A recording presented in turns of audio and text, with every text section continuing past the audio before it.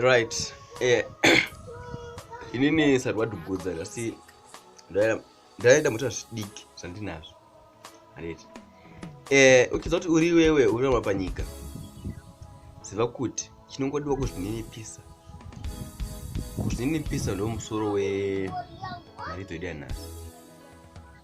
Ukazvininipisa wakapa zvinhu zvakawandisisa.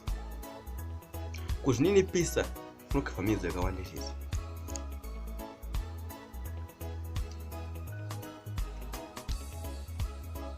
Handiti. Because kana wazvininipisa uchanzvenga njodzi dzakawanda. Iwewe munhu asvika pauri auda kurwa newe. Handiti. Wakumbira regerero. Zvakanakisisa. Ari kubva kusiya. Hauri naye.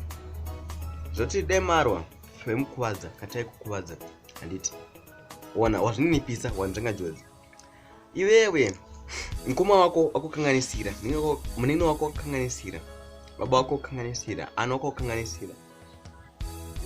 Chinongodiwa kuzvininipisa. Siyana nazvo. Ita zvinhu zvakanaka. Wazvininipisa iye nofunga kuti time kuti ndinapa izvi. Ndinokanganisa.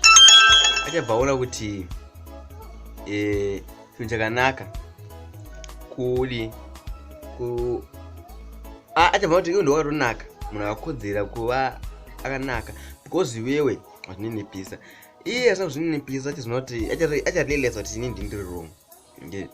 Chinodiwa kuzvininipisa. Wazvininipisa kuita kunge njiva. Handiti. Uziva chakureva kakawanda kuti azodai but iwe wazvininipisa. Adi wanaka. So ndakumbira kuti muzvininipise. Because wakapa zvinhu zvakawandisisa ndikunyepera mai yangu.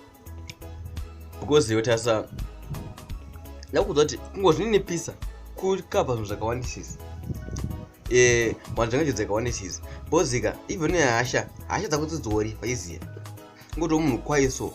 Kuti unoramba weida kunzi wasoti unoda kunzi nimbinga. Hapana umbinga usingazvininipisi. Bozi dzinonzi mbinga, imbinga dzedenga waiziya. Zimbinga dzotika kaita zvembinga dzisa zvemari aiwa pane zvemweya. Handiti ndinonzi mbinga. Kwete kuti unositi uri mbinga. Ndine mari, ndinobvira, ndinorima, ndinopisa rima. No man. Handiti. Kauchiti uri mbinga namata Mwari uve uchizviti wewe unoregerera yozvininipisa. Rudo tsitsi ya ikuyananisa zvatoda. So wazvininipisa wave mbinga. Unotonzi uri dhara. Dhara pachini. Iwe dhara pane zvemweya. Kachiti zvemweya not about witchcraft. No. But ndikureva kuti panyaya dzemweya mutsvene Holy Spirit. Handiti. Ndandokureva imi. Amen vana Mwari. Musare zvakanaka. Inini ndinonzi Rwadi Gudza. Good day.